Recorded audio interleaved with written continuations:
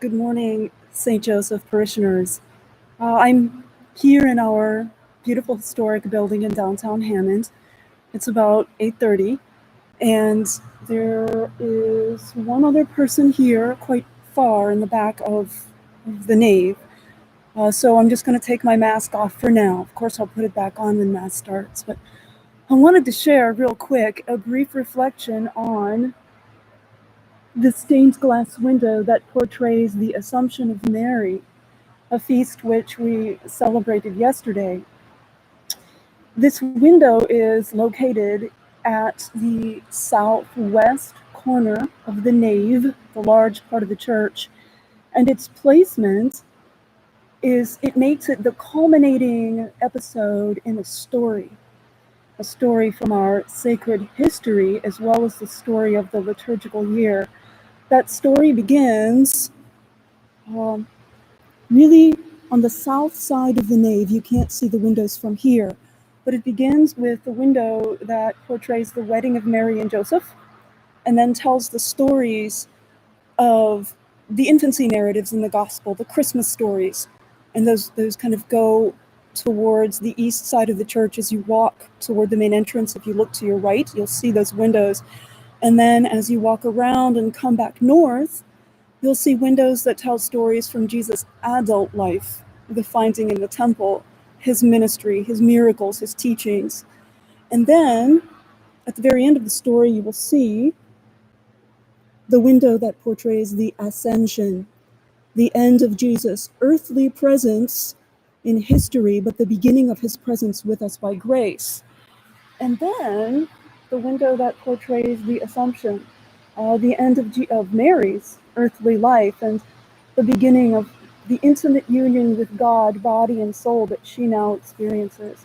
So let's take a closer look at the window. I'm sitting on the steps. I don't want to walk up into the apse. I have a slightly better photo of it posted at the St. Joseph Hammond Heritage website. But we see Mary portrayed as a young Caucasian woman being surrounded by the apostles kind of at her feet, the 12 apostles and Judas' replacement, of course, after the resurrection. And Mary is surrounded by a golden light that seems to stream down on her from above. And there are little decorations, little waves and dots within that stream of light that kind of tell you that this isn't an earthly light. It's not the light of the sun. It seems to come from another dimension. And you can see behind her, there's an evening sky and some trees on the horizon. So in the earthly dimension, the sun has already set and it's evening, but there's this light coming down upon Mary from some dimension outside of the physical universe. And she's kind of surrounded by small angels, little cherubim. So this portrays Christian belief that Mary was taken by God, body and soul, into union with God at the end of her earthly life. The Bible doesn't tell us this story. The Bible doesn't tell us what happens to Mary after the Pentecost event in Acts. But these stories are found in apocryphal or non-biblical Christian literature from the early centuries of our Christian history. The oldest text that I know of was written around 500 AD, so about 500 years after Mary's earthly life, and written in Greek. But it probably represents a collection of much older stories. And according to the story, Mary was in Bethlehem when she reached the end of her earthly life. And the apostles, who were all over the world preaching and spreading the gospel, were somehow mysteriously snatched from where they were and transported to Bethlehem to be with her. So the apostles were together with Mary and they were praying, and the house was surrounded by angels and there were miraculous healings. The apostles ended up moving her to Jerusalem to protect her from the Romans who were threatening her. And as she was dying, Mary saw the presence of Jesus, the risen, glorified Jesus, her son whom she loved. And she was surrounded by this unearthly light. And Jesus spoke to her and promised her that her soul would go to heaven and her body would be in paradise. And then she prayed for us She prayed for the whole world, and she prayed for people who would believe in her in the future. So the story tells us that 2,000 years ago, Mary was praying for us as she was dying.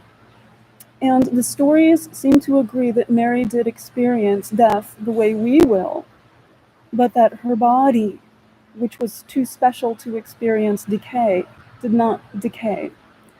This story from 500 AD says that she was buried, but then her body disappeared. Other versions of the story say that Jesus took her body and soul to God, to himself. In 1950, Pope Pius XII declared the Assumption of the Blessed Virgin Mary to be a dogma, an essential truth of our faith. The Pope carefully avoided saying that Mary was taken to heaven. The Latin words assumptam fuisset mean God took her to God's self. God took her to himself. And the Pope writes that she was taken up into heavenly glory. So our window portrays Mary as just sort of moving into another dimension, not necessarily rising upward, but moving into some other dimension, some other state of being. There's much more that we could say about this window and about this remarkable doctrine. I've tried to put some of those observations at the blog website, stjosephhammondheritage.com, but I welcome more questions, more ideas, and more feedback. We are also trying to start a routine of daily prayer via Zoom at 5:30 in the mornings and maybe 5:30 in the evenings, we'll see. If you're interested, please reach out to me again through the contact page at stjosephhammondheritage.com. Thank you. I wish you a blessed day, a blessed week. Hope that you are safe and well.